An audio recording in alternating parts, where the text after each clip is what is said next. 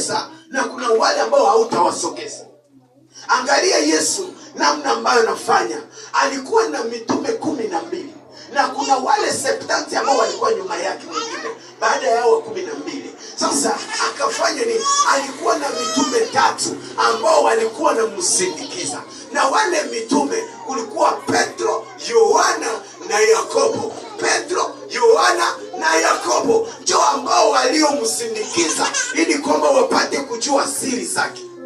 Na Petro akaona siri ya kwanza, akapanda maono, akaona Yesu, akaona na Musa, akaona na Elia. Kisha akaambia Yesu, Baba, tujenge vibanda vitatu hapa, moja yako, ya pili ya Musa na ya tatu ya Elia. Yesu akamwambia, kaa kimya, hii maneno usiiseme kule. Haleluya. Amen. Hii maneno siipeleke, yani ibaki siri yenu. Haleluya, haleluya. Haleluya, haleluya.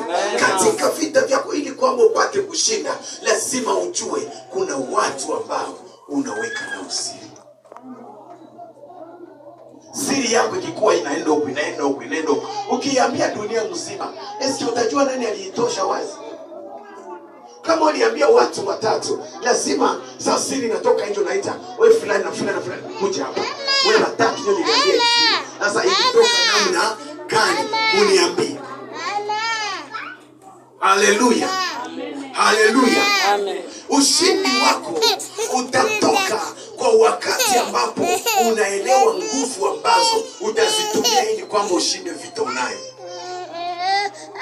Kuna watesi ambao wanataka wakumeze hai, wakutafune sogeza, na kuna wale ambao hautawasogeza.